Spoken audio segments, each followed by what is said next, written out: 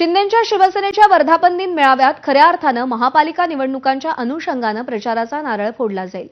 विधानसभा निवडणुकीमध्ये मिळालेल्या विजयानंतर आता मिशन महापालिका शिंदेंच्या शिवसेनेनं हाती घेतलंय। महापालिका निवडणुकीच्या अनुषंगानं शिंदेंच्या शिवसेनेची रणनीती आणि पुढची भूमिका एकनाथ शिंदे शिवसैनिकांसमोर मांडतील।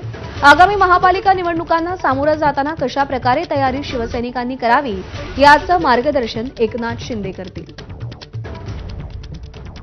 अभिषेक मुठा आपले प्रतिनिधी आपल्याला या सगळ्या संदर्भात अधिक अपडेट देतील। अभिषेक, शिवसेनेच्या दृष्टीनं मुंबई महापालिका अत्यंत महत्त्वाची। या महापालिका निवडणुकांचं बिगुल वाजत असताना साजरे होणारे 2 वर्धापन दिन कसे महत्त्वाचे ठरतात आणि मुंबई महापालिकेच्या दृष्टीनं काय कानमंत्र दोन्ही शिवसेनेच्या शिवसैनिकांना दिला जाऊ शकतो?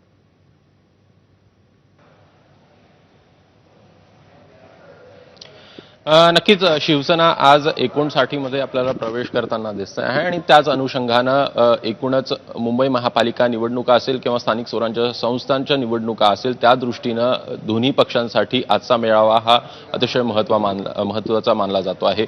प्रामुख्यानं कुठेतरी कार्यकर्त्यांना पुन्हा एकदा चार्जअप करण्याचा प्रयत्न दोन्ही नेते आपल्याला करताना पाहायला मिळेल। मी सध्याला वरळी डोम मध्ये आहे, जिथं शिंदेंच्या शिवसेनेचा मेळावा आज आपल्याला होताना पाहायला मिळणार आहे आणि त्या अनुषंगानं जय्यत तयारी अशी आपल्याला इथं झाल्याचं पाहायला मिळतं आहे। काही पोस्टर्स, बॅनर्स देखील इथं आपल्याला झळकताना पाहायला मिळत आहेत। एकूणच मी माझ्या शिवसेनेची काँग्रेस होऊ देणार नाही, कधीच नाही, अशा प्रकारचे बॅनर्स असतील किंवा मग दुसरीकडे शिवसेना नसती तर मराठी माणूस कुठच्या कुठे फेकला गेला असता, मुंबईचं नाक आपल्या हातात ठेवल्यामुळे महाराष्ट्राला सुद्धा कोणी हलवू शकत नाही, अशा प्रकारचे बॅनर्स जे आहेत ते शिवसेनेच्या आपल्याला या वर्धापन दिनानिमित्त पाहायला मिळत आहेत। दुसरीकडे षण्मुखानंद मध्ये देखील अशाच प्रकारची तयारी जी आहे ती आपल्याला होताना दिसते आहे। दोन्ही नेत्यांकडनं एकूणच महापालिका निवडणुका असेल त्या अनुषंगानं कुठेतरी तयारी जी आहे ती होताना पाहायला मिळते आहे।